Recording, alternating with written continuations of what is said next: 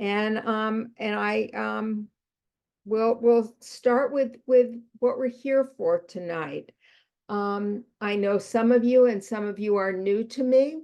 And I welcome my friends already and those who are new to me, and I'm excited that you're here. This is going to be a discussion about engaging in voting. Voting, in my mind, is a climate health action. And it is something I am deeply passionate about. So I'm pleased that you're here with us tonight for this discussion about civic engagement through the process of voting action. I'm Robin Cooper. I'm one of the co-founders of Climate Psychiatry Alliance. I'm and now the president, and I am a psychiatrist who have over 40 years under my belt in clinical work in San Francisco, California, and also am a volunteer associate clinical professor at the University of California, San Francisco. So we at Climate Psychiatry Alliance, the steering committee, know how important policies are to determining the fate of the grave threats of climate change. And this 2024 election is of particular importance in that regard. And all of us have a vested interest in electing leaders that determine robust pro-climate policies. Despite how important climate change is, we all know people that do not think about the issue, perhaps with the intensity or frequency of those of us here tonight. However, the surveys do indicate that 70 to 83% of Americans acknowledge climate change is driven by human activity, and about 61% that say that climate change is affecting their communities either somewhat or significantly, according to a survey done a year ago. Next slide. However, likely voters do not rank climate change as a top voting issue. And as this graphic shows, only 15% of Democrats, 1% of Republicans, and 9% of independents rank climate and environment as top election issues. And that's just data from a month ago. Democrats tend to rank inflation and health costs as the highest voting concerns. Republicans list the economy, inflation, and immigration, and many Americans agree with that. But this election will determine what our elected officials will do about the climate crisis. Despite being one of the world's leading democracies, the U.S. often experiences relatively low voter participation in elections. According to data from the U.S. Census Bureau, only about 66.8% of eligible voters participated in the 2020 presidential election. And that's the best we've done in a decade. And it still left over 70 million eligible voters not voting. So getting voters to vote, citizens to vote, is an essential component to a vibrant democracy. As a nonprofit organization, we're a 501c3 organization. CPA can engage in democracy and voting issues in a nonpartisan manner. We are doing this now in partnership with experienced and trusted organizations that provide opportunities for voter registration and direct voter contact via phone banking, letter writing, and canvassing. Tonight, we will highlight the Environmental Voter Project, and our guest will describe their work and how to engage. Now, November may seem far off, but it's not too early to take action. The summer months with heat waves and weather disasters will bring the issue of climate change impacts to people's attention in that very real personal way. And this is also a perfect time to connect with potential voters since they're not yet burnt out on the election calls and are more conducive to conversations. I want to introduce, though, Janet Lewis, who is on our steering committee. Next slide. Who'll just give some comments, and then we'll proceed to our guest. Hi, I'm Janet Lewis. I'm a psychiatrist in Central New York State in the Finger Lakes region. I'm affiliated with the University of Rochester, and I'm a co-founder of CPA. And I'm just going to talk a little bit here about my own experience. I never thought I would do anything like phone banking, but now I am signed up to do phone banking. It never seemed like the sort of thing that was me. I wasn't going to be someone up on details of policies to be able to answer questions. But I want to tell you a little bit about my thinking and experience with this.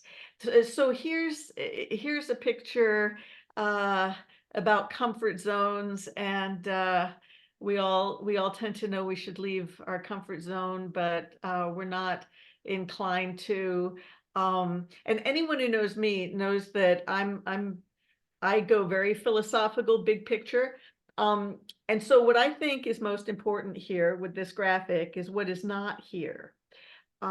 Because the world has changed. The world has changed. So there's this way in which we don't have to change. We just have to move in relation to the changed world. It's like we have a new dance partner now because the world has changed with climate change and with other things. And it's kind of like if you have a baby, you don't say to yourself, gee, am I going to get up in the middle of the night? I don't know. None of my friends are getting up in the middle of the night. I don't know if I'm good at getting up in the middle of the night. No, you just do it because your whole world has changed when you have a baby. And that's my experience of doing these sorts of things now, that I'm just moving in relation to the world without as much regard for whether it's my comfort zone or not. So could I have the next slide here? I think there is, yeah. So I'm signed up to do some phone banking. Nothing I thought I would ever do. I've done postcards before, and I think postcards are the gateway drug. They're kind of, they feel safer, but they're similarly a way to make direct contact with people, which turns out to be what's really important. I went to one sort of orientation meeting for this phone banking. And what was being emphasized was that what's most important is making a connection with the person you're talking to, being curious about their thoughts and feelings, and helping them feel understood, and helping them leave feeling good at the same time that you're exposing them to some information you can expose them to. And I realized, well, this is something I can do. I'm actually good at that. So even if I don't feel as though I'm going to be up on all the little details of all the policy positions or something, still this is a place where I could have influence. So that really excites me, and that's my bit of personal experience here as we move with the world. Thank you, Janet, and perhaps we'll be able to talk about others' direct experiences together tonight at the end. And I just want to reiterate, it's well known that the direct contact with people is the most effective way to engage potential voters. And I'm going to leave it to Shannon Siegel, who is the organizing director at Environmental Voter Project, to tell us about her organization, the work that they're doing, and the ways that we all can engage with the activities that they do. So Shannon, welcome, and we'll take this off and move ahead. Perfect. Yeah, thank you all so much for being here, for taking time out of either your afternoon or your evening. So, as Robin just said, my name is Shannon Siegel. I use she, her pronouns, and I'm the organizing director here at the Environmental Voter Project. I think to what Janet just mentioned, that I want to reiterate, like, we all have different skills. We all have different ways that we can like work in the climate movement. And I think those of you here are probably pretty well equipped to do some of the things that I'm going to be asking you to think about making commitments to. But Robin showed some great data at the beginning. I'm going to throw a little bit more data at you all and then talk about ways that we might be able to engage and work together. So I could not believe my luck when a volunteer sent me this photo on the right. This was from one of our recent postcarding campaigns. So this is one of our volunteers, Dan, who did postcards with us. Not that postcards are better or worse than phone banking. They do photograph a little bit better though. So Dan had just completed a bunch of postcards with us, seemed to already have this sign and said like this, he wrote a little note about how postcarding with EVP and phone banking with EVP is a concrete way, instead of like thinking and ruminating about climate anxiety or what the world's going to look like. He's like spending that hour every night doing something like postcarding or phone banking where like it feels good to him. And just as Janet mentioned, like it's a good way to connect with a voter as well. So at the Environmental Voter Project, we do one thing and we do it really well. So we find people who already care about climate or the environment, and we help turn them into consistent voters. So just as Robin mentioned at the top, especially here in the States, there are whole millions of voters who are registered and eligible to vote, but who sit out key elections, even presidential elections like this year's. So those are the folks that we're talking about. I'm only going to be speaking to you all about people who are like registered and eligible to vote. It's not to say that voter registration or work with unregistered voters isn't important. It absolutely is, but that is the job of other experts in this field, not the Environmental Voter Project. So here's the next piece of data that I'm going to show you. So this was our last major election year. We were looking at the top priority of keyword likely 2022 midterm voters in some key battleground states. So this was regardless of party affiliation. These were just folks who were registered to vote, who considered themselves likely to vote in that upcoming election. And we asked these folks what their most important issue was when determining their vote. And even though we made it a different color for you, it probably took you a second to find climate and environment in this list. It is easy to see, even visually, how climate is getting buried under the list of issue priorities when we're talking about voters.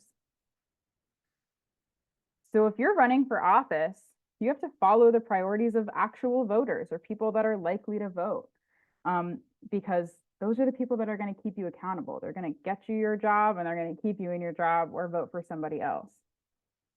So this is from a poll also in 2022.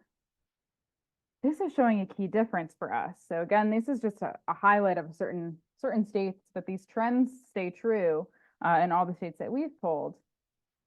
People who are likely to vote are much less likely to list climate or the environment as a priority compared to registered voters who are unlikely to vote. So, for example, in these first two bars here, you see in Nevada, pretty important state, Pennsylvania, pretty important state, especially in 2024. When we're talking to people who are considered likely to vote in that election, only 5% of these folks said climate was their driving factor. But when we talked about unlikely voters, so eligible but unlikely voters, that doubles to 10%. Just what we looked at here, if we were looking at a number that'd be 10%, that'd be in the top 3. That's a pretty stark difference. And in a state like Pennsylvania, we're talking 3% to 7%. So that's even more than twice as likely. So at the Environmental Voter Project, we're working in that gap. We're working in this difference. So what we're not trying to do is talk to these folks at the top. We are not trying to get voters to care more about climate. There's a lot of important issues, And we are not in the business of trying to tell somebody that another issue they care about is less important than climate. Instead, we're focusing on the people who already list climate as their driving issue, but who just don't vote. And I'll tell you from experience and from research, it's a lot easier to get somebody to start voting, to pick up a new habit, than it is to get them to like change their worldview about what issues are important. That's good work too, but that is way more complicated than trying to get somebody to vote. So just like Climate Psychiatry Alliance, we are a nonpartisan organization. We don't do candidate endorsements. We don't tell folks who to vote for or even like what policies or issues to vote on. Instead, we're just focusing on people who we can identify as caring about climate and helping them vote more. And we know when they do vote, they will vote for the best climate candidates, whether that's in the presidential election, governor, Senate, school board, sheriff, kind of any ballot that that voter might have at any point, any year, we know they're going to vote for the climate leader. We just have to get them to vote. So the reason why this is so critical is, I mean, you all have seen, you care about climate. Our elected officials, for the most part, are not leading on climate. And that is true whether we're looking at the left or the right or the center or people outside of that altogether. And that's because of that data that we're looking at. If people who actually vote don't prioritize it, campaigns cannot afford to prioritize it either. So who you vote for is secret. But whether you vote in a particular election is public information. And that's what we're leveraging. And that's what every campaign is leveraging as well. So I even had this experience myself. So you can look me up. I'm a good voter. I vote in every single election, even like city council or special elections, neighborhood council. So I work from home, and there were some canvassers coming up the street in 2023 for a city council election. So it's an odd year local election, very, very low turnout. They ring my doorbell. They are looking for me specifically. It's the candidate themselves running for school board. They're talking to me. They're asking what issues I care about. I say, that's great. You know, I'll definitely be voting. Thanks for the information. And because I'm nosy and I want more people to vote, I was like, you know what? My upstairs neighbors just got home. I just saw them walk in the door. You should totally ring their doorbell as well. Like, I know they're home, and it's hard to be a canvasser. Most people don't pick up. And I was like, and they're actually like business owners in the neighborhood as well. They'd be great people to talk to.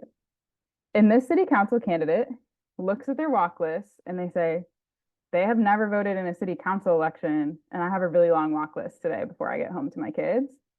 I got to go on to the next door. I was like, wow, I tell people this for a living. Like, I know that's campaign strategy, but a candidate just told me to my face they were not going to knock on the door of the person who's home, who's a stakeholder in the community, who runs a business, because these folks just don't vote in this type of election. So it's not a good use of that candidate's time. So that's what we're seeing for climate folks. Climate folks are not voting, so candidates are able to ignore them. So that's bad news for the environment, but good news for what we're doing at EVP. We have a big pool of people who we don't have to help care about climate. We just have to get them to the polls, and then they'll demand climate leadership. So we identify these voters specifically by name and street address, just like that city council candidate identified me. They looked at the voter rolls. They knew I lived there.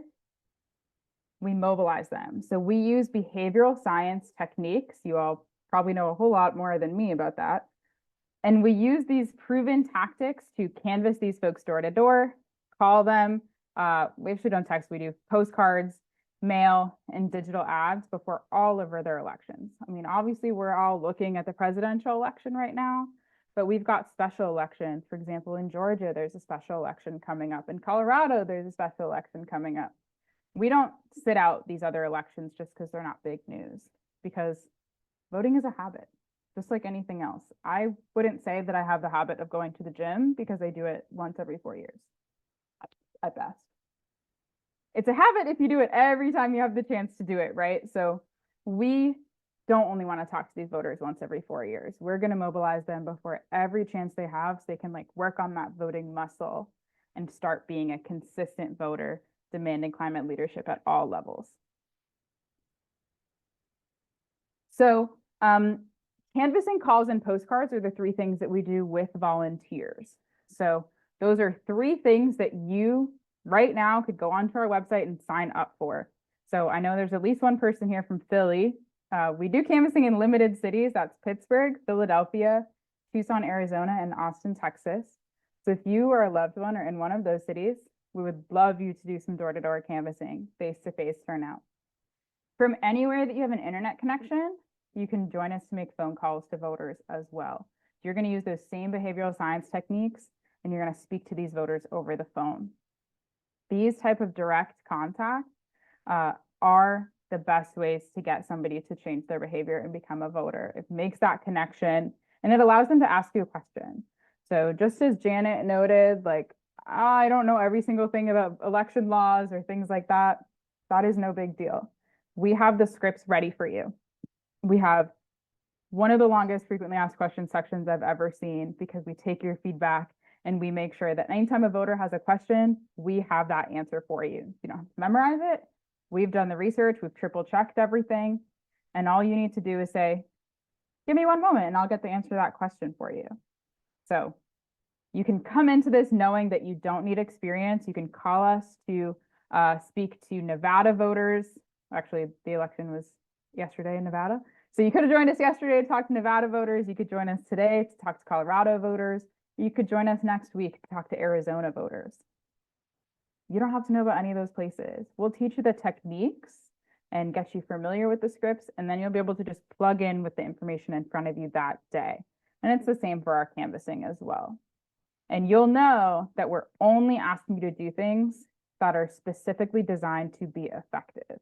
So down here in this bottom section, you see the types of messages that we use. So obviously these are simplified versions, but these are all things that we have run randomized controlled trials on and know are statistically significantly effective at getting folks out to vote.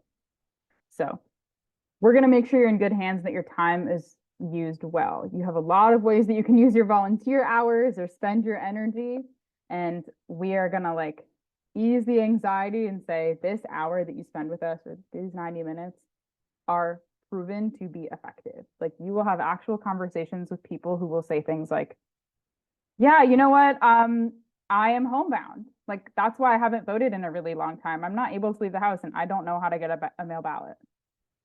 And you'll be able to look at the script in front of you and say, oh, let me walk you through the process of getting a mail ballot. Would you like the website, or should I give you a phone number?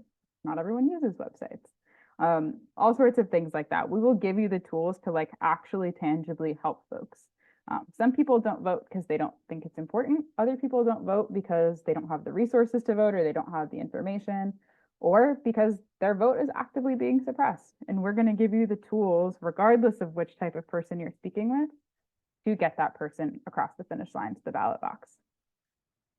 In-house at EVP, we do direct ads and digital mail as well, using these same techniques, just to make sure that, you know, there's some people that never pick up the phone or don't read their mail. We can send them a digital ad directly to their device. That's especially effective for like younger voters as well. And at no point are we going to ask you to do any endorsements. That is completely against what we do at EVP. Instead, we're just getting folks out to vote so that everyone running for office has to be a climate leader. We're bigger picture than just one election. And here's how we actually identify these voters. I know that's probably a question that's coming up in your mind, is like, how do you know these people care about climate? So happy to answer questions on this if there are any, but I'll overview the process. We do what's called predictive analytics. So this is very similar to like when you get a digital advertisement online, or you even get like an insurance quote. It's like predicting some things about you and sending things to you. So how we do this is we run large samples in all of the states where we do voter turnout, and we ask voters a poll very similar to what you saw on that first slide of mine. Here's the top issues in the country today. What's the most important one to you when you vote? Then we get all the folks who respond climate change or clean air, clean water in the environment. We ignore all the other people that listed all the other issues. So now we have a list of people, registered voters in each of our states that say climate or the environment is their #1 issue. They self-identified that way. Then we combine the results with thousands of consumer and behavioral data points that are appended to each voter in the voter file. So again, these are the same types of things that are used when you get an ad online. It might include like, are you registered as driving a particular kind of car? Are you a homeowner? Are there children in the house? Are you a member of any professional organizations? Do you subscribe to Nature magazine? And all sorts of seemingly random data points that we then look at. Here's all the people that answered the survey and said climate or environment. Here's all the data points that these folks have in common. What are the patterns and what are the correlations? What do these folks have in common? So we don't say, because you drive a Tesla, you are an environmentalist. We are not making those judgments as to who is or isn't an environmentalist. Instead, we're looking at all the people who self-identified as environmentalists, and we're seeing what data points those people have in common. So some examples here are like forestry professionals are more likely to list climate or the environment as their top priority based on our model. That probably makes a lot of sense. But also people with an AOL email address are more likely to list climate or the environment as their #1 issue. That's an example of like, some of them make a lot of sense and some of them are seemingly random, but they all work together to build this predictive model that will give each voter a 0 to 100 score based on how likely they are to fit our model of someone who would be listing climate or environment as their top issue. All right, so we've talked to registered voters, we've narrowed down to the climate and environmental folks, and then the fifth piece here is that we remove everybody who has a perfect voting record. So we use that publicly available vote history data to only focus on people who are registered to vote, but are considered unreliable voters. They're like in a presidential election, you're like this one, they have not voted in any recent election. So in 2025, though, we're going to be talking about folks that are unlikely to vote in an odd year election. That's proportionately more people. So we don't have to have you spending your time on people that are definitely going to vote. They're already doing it. Instead, you'll focus on the people that are registered to vote, care a lot about climate, but are unlikely to vote in this upcoming election without hearing from someone like you, without getting a behavioral science informed message that helps them vote. So while you can do this remotely from anywhere in the world, really, that you have Wi-Fi and a phone connection, we are targeting 19 states across the country. So I already know on this call, we have folks, I think, in North Carolina, at least. We have folks in New York, many of the states that are here. So if you have a particular interest in, talking to voters in your state, definitely join us. Anytime a voter in these states has an upcoming election, we are going to mobilize those voters every single year. These are the places where we have the highest proportions of these low propensity environmental voters. So not that they're necessarily the most important states politically, some of them really are, but these are the states where there's so many of these low propensity environmental voters that if like proportionate to the electorate, that if they started voting, that would be like alarm bells to everyone who runs for office there. They'd be like, who are all these new people in the electorate? Like, what are they doing here? What are the issues they care about? So Can I ask one question? May I ask one question? Shouldn't we focus on swing states so that we can really get those electoral votes? Yeah, so it's a great question. So you'll see, I know folks are really thinking about possibly like Michigan, Ohio, Wisconsin, especially this year.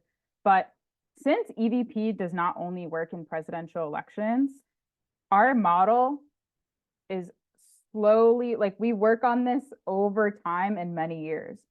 We are able to have the impacts that we have because we don't just parachute in when a state is possible to become a swing state or possibly going to go in one direction or the other. We're building this electorate of environmental voters over time. A great example of this is Georgia. Georgia was the very first state we expanded into. So second to Massachusetts. That was in 2016 or possibly early 2017. People were not talking about Georgia as a swing state in 2016. We've been working for years, for 4 years in Georgia. And then 2020, people are like, oh my gosh, Georgia is so important. There's so many people in Georgia that are possible to swing this election. We're like, we've been doing this for years. We've been getting these environmentalists out to vote. So we continued pace, we continued doing what we're doing, and we're still talking to those voters in Georgia. So we are a nonpartisan organization. We do not choose where we're talking to folks based on like whether they're going to go red or blue, but instead where environmental voters specifically could basically like tip scales in that election. So a great example is like Alaska. We have tons of environmental voters in Alaska where it's like close to a double-digit percentage of the electorate are people that are registered to vote, care a lot about climate, but are unlikely to vote. If you added like 8% more voters to the electorate in any of these states, I'd be like, oh my gosh, you know, like ask Donald Trump what 1% means. So we choose not to like just kind of ping pong around based on what's considered a swing state at any particular moment, but instead to do this like slow work over time where we can see the difference. So a great example is Wisconsin. Like obviously Wisconsin is incredibly important on a political level. There are so few low propensity environmental voters in Wisconsin that EVP is not well positioned to make an impact there. There are so many organizations vying for the attention of Wisconsin voters. We want to leave that work to the groups that are going to actually be able to have that type of measurable impact. So we do tend to rebuild our model every other year or so to make sure we're following the trends. We add states periodically, but we don't think it would be a good use of volunteer time to have you be like the 12th person to talk to one of the 7 environmental voters in Wisconsin. Instead, we would rather you talk to the nearly 1 million low propensity environmental voters in the state of New York. Those are places where like if we could get those folks out to vote consistently, there's actually a whole bunch of districts in New York that are competitive if we're thinking about importance.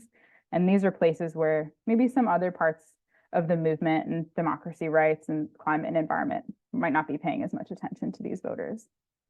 So from a volunteer experience, like that makes my job actually a little bit easier because often we are talking to voters that aren't talked to very much. People aren't like, if you join us to call voters in Kansas or Nebraska or Alaska, you're going to have people picking up the phone constantly. You are going to have volunteers say, no one has ever called me to ask me to vote before. That is really powerful. Like these are folks that like the movement is often kind of leaving behind, and that you as a volunteer have the opportunity to really help turn out to vote. It's still important to talk to voters in Georgia. It's important to talk to voters in Nevada. Sometimes those people are like, my phone has rang like 18 times today, but it's a pretty cool mix of states I find we have. So we have more information on our website about how we're picking these states as well, but I'll keep moving along to a little bit more data here. So as I mentioned, we run randomized controlled trials anytime we do voter contact, including when you call voters with us. And these are the types of results we're seeing. So these are results that we can solely attribute to the work of the Environmental Voter Project with at least a 95% confidence. So these are not due to random chance, they're not due to other groups. We have a control group. So this is 2020, our last presidential year. You'll see a state like Pennsylvania. In the general election, our voters that we contacted turned out at a 1.8% higher rate than the control group of similar voters who we did not contact. 1.8 on its own maybe doesn't seem that big, but like we're talking Pennsylvania in the presidential election year. Elections are won and lost by margins much smaller than that. 2020 even years, odd years, we tend to have an even bigger potential for impact because these are even lower turnout elections. You'll see a whole bunch of great results in Kansas, for example. These are the voters saying, I didn't know I had an election coming up for like school board in Kansas. No one's ever talked to me about it before, but like, sure, I'll go to my polling place. It's right up the street. I'll go right now. These are the real moments for you to be able to have a particular impact. A midterm year, we built on those results. 2023 as well, you really see these blue ones from local elections are really particular opportunities.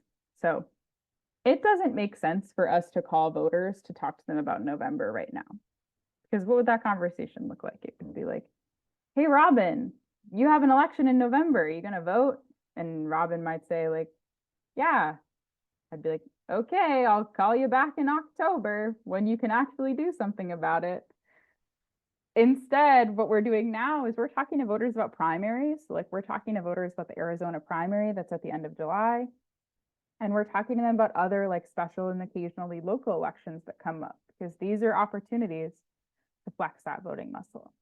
So I can get an Arizona voter who hasn't voted in like ever, or hasn't voted in 8, 12, 16 years. If I can get that person to vote in the primary on July 30th, they're almost guaranteed to vote again in November. Like once you vote in a lower turnout election, you're almost guaranteed to vote again.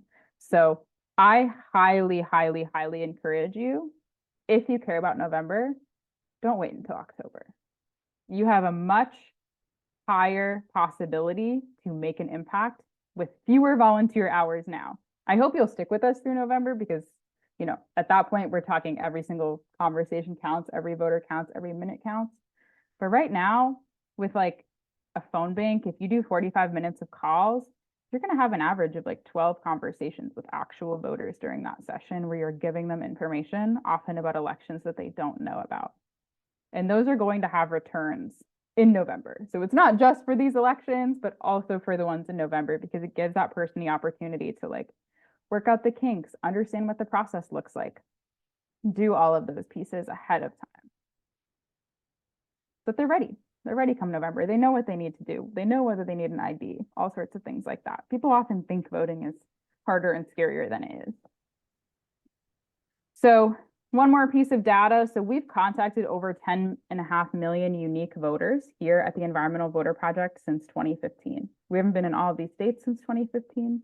You'll see all the unique dates, but over nearly 2 million, so over 1.5 million of those folks are now people we don't need to contact. We've turned them into that magical group of people who are registered to vote, top priority climate or environmentalists, and who vote in every election. So a volunteer spoke to that person, probably more than once. We had to work on these folks over a certain number of years often, to get them to vote in a presidential, in a midterm, in a local election. But now they're voting in at least their most recent local, state, and federal election. They're doing it. They're part of the electorate now. They're going to vote again in 2024, and they're going to prioritize climate, thanks to like work of other volunteers. And just before we jump into some questions, here's some experiences from our volunteers. These are actual folks who sent me their comments. So I really like this one from Marie. So one of our partners is Citizens Climate Lobby. That's why they're mentioned. We have a phone bank with them every single week. And this person said, having us helps them turn despair into action. That to me, like, obviously I'm doing this because I really want more people to vote and to care about climate. But as the organizing director, being able to see that a volunteer had a positive experience, like they did the hard thing that I asked them to do, that I convinced them would be worth it, and then they, without me asking, said, it makes them feel better. It makes them feel like they're doing something, is incredible. And there's Rita, who phone banks with us multiple times a week, sometimes every day, who just started in the 2020 general, 4 years ago now, a couple hours a week. And then she's like, well, I'll stay for the Georgia runoff. That's pretty important. And now she's continuing to call every single week, because the more you do it, the easier it feels. And because it feels really important. It feels like you're able to make a difference each time you talk to somebody, whether that's a voter in Florida, Arizona, Nebraska, Kansas, like any of these places are great opportunities to speak to people and help them feel at ease, just as Janet mentioned. Lori noted that they feel joy and hope when they get to share the work with other people, like when they get to share this voting information with voters. Someone noted the data, so we don't just, have you scream into the void. This is data driven and results focused, which is really important to me because I know you have a lot of options. And then Kathleen is actually one of our phone bank leaders. So if you join us at a Tuesday phone bank, Kathleen is almost definitely going to be your phone bank leader. She's also a physician or retired physician. And One of the volunteers on that session told her that he always feels better after a phone bank. So it's dark times we're in. We're often like, "Ooh," Janet mentioned the world is changing, some in some good ways and some not so good ways.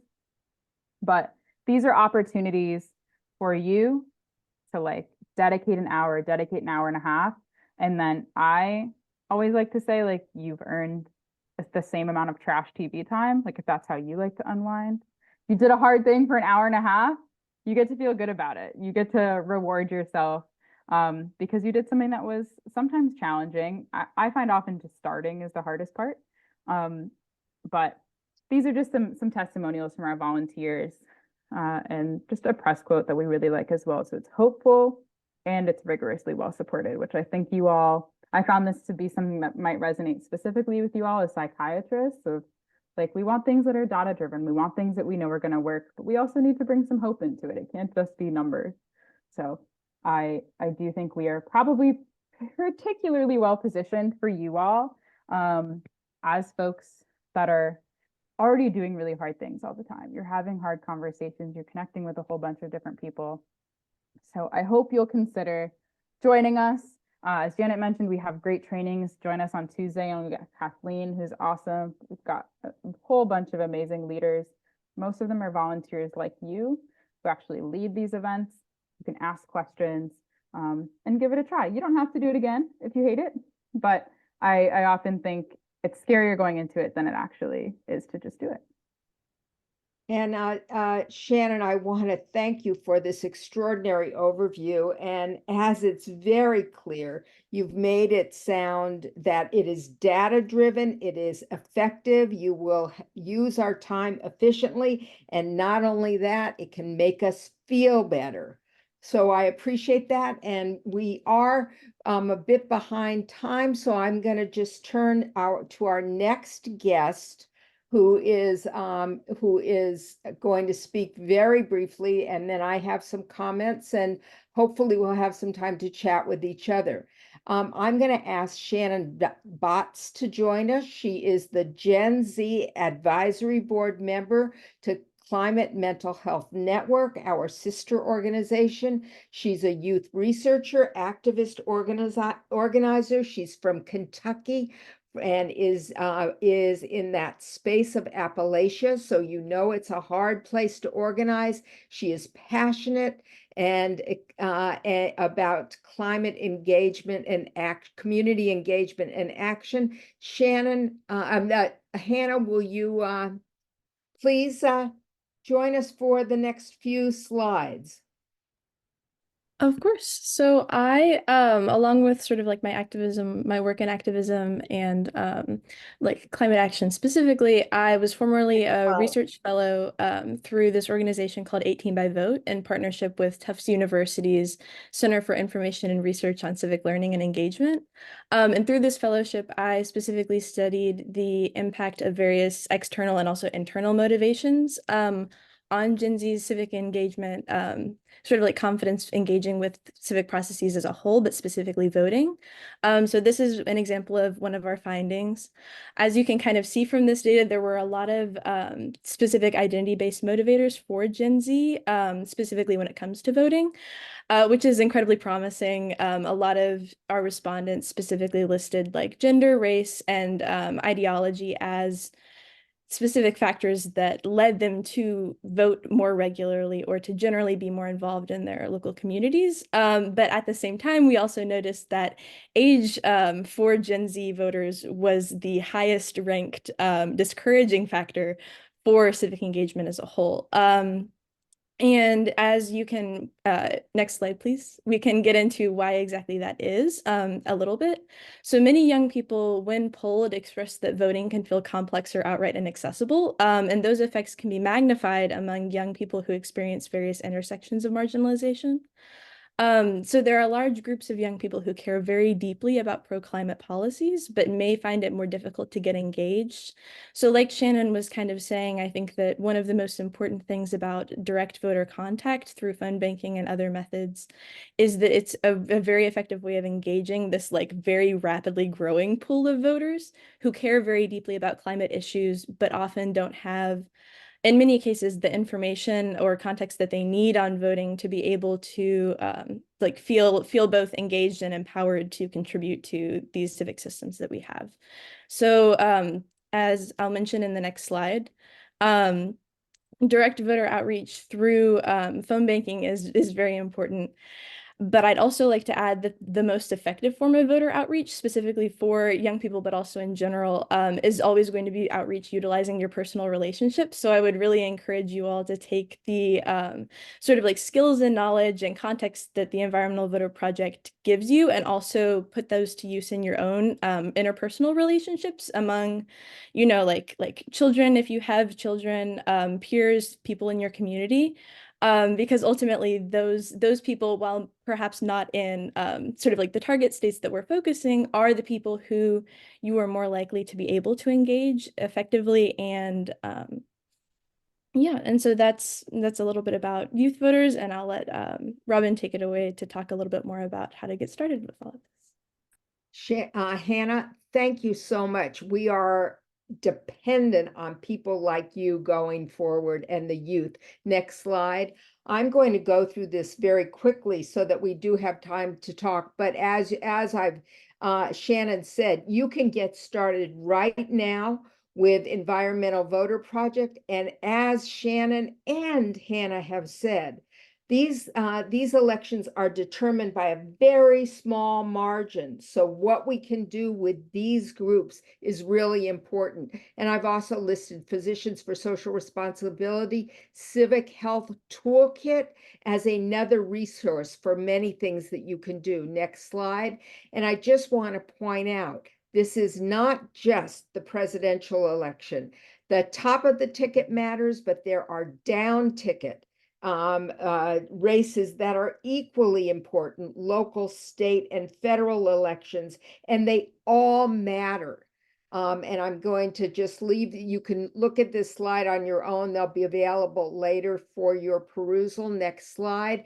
And there are other ways to make sure your voice is heard. Go to local candidate events and ask questions.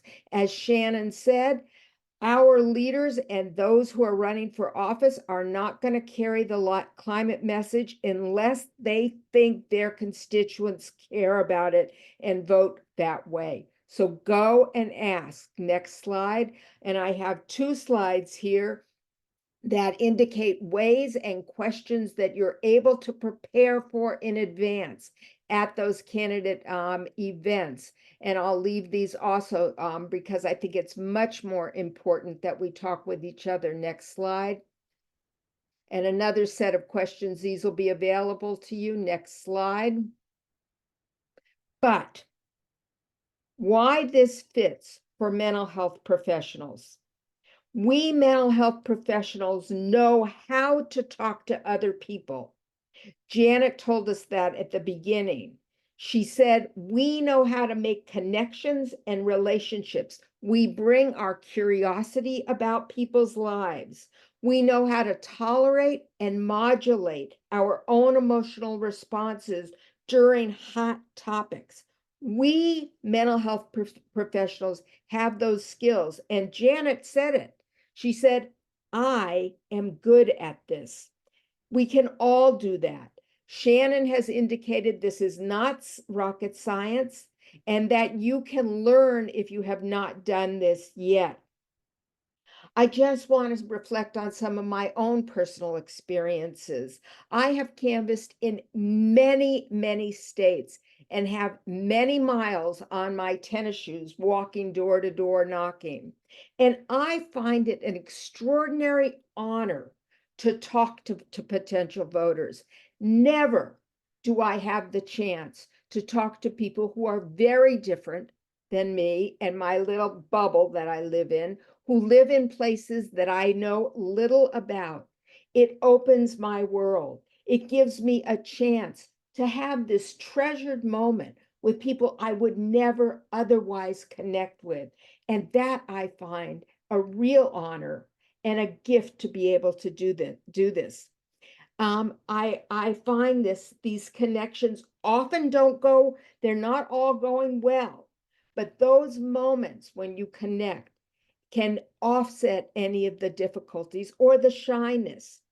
And so it is fun, as some of the testimonies that Shannon said does make you feel better. And it offsets the sense of of being isolated and ineffective. Don't get caught in November with a sense that I should have done more. I could have done more. Now is the moment. Next slide. And I'm just going to leave that with, let's turn this off and open the conversation.